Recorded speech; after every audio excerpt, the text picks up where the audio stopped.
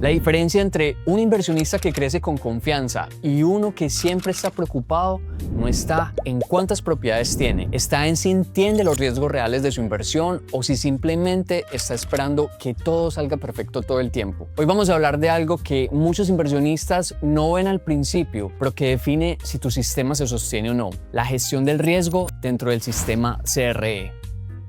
Soy Juan David Ángel, constructor, inversionista y real estate broker en la Florida. Y después de años trabajando en construcción e inversión inmobiliaria, te puedo decir algo: los inversionistas que crecen no son los que evitan el riesgo, son los que aprenden a entenderlo, a medirlo y a tomar decisiones con claridad. Y eso es exactamente lo que vamos a ver hoy. Y ese primer punto donde necesitas claridad es en la compra del lote. Antes de comprar cualquier terreno, tienes que hacer tu due diligence completo. Revisar comparables, utilities, acceso a agua, los impact fees, las restricciones, el zoning, todo lo que pueda afectar el costo real del proyecto. Porque muchas veces el tema no es que el lote sea barato o caro. El tema es que después descubres costos que no tenías contemplados y eso cambia completamente los números. Cuando haces el due diligence completo, entras al proyecto con los ojos abiertos y eso te da control. El segundo punto en gestión de riesgo es la construcción. Aquí necesitas controlar presupuesto, tiempos, calidad y contratistas. Una mala decisión en materiales, diseño o ejecución puede comerse el margen de un proyecto. Por eso construir bien no es solamente terminar una casa, es construir una propiedad que sea rentable, durable y atractiva para el mercado. Cuando trabajas con un equipo que entiende que esto es una inversión, el proceso fluye mejor y los resultados son más predecibles. Y ese tercer punto es la renta. No puedes asumir que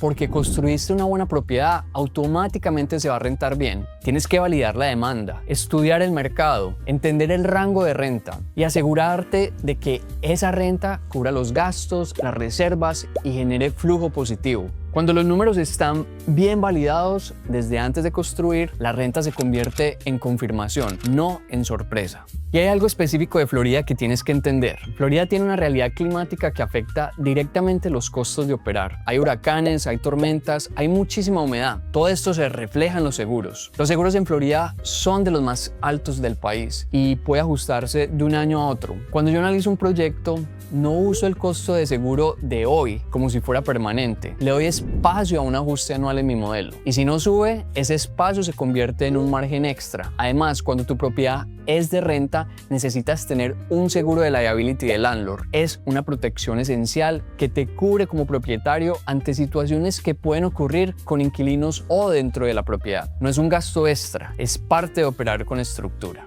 Y aquí hay un tema que muchos inversionistas pasan por alto, pero que hace una diferencia enorme en los números. Este es el mantenimiento preventivo. Una buena gestión de property management que haga inspecciones regulares, mantenimiento programado, que atienda a cosas pequeñas a tiempo, evita gastos mucho más grandes después. Un problema pequeño que no se atienda se convierte en una operación costosa, pero cuando tienes un sistema de prevención, la operación es más estable, más predecible y el activo se mantiene en mejores condiciones.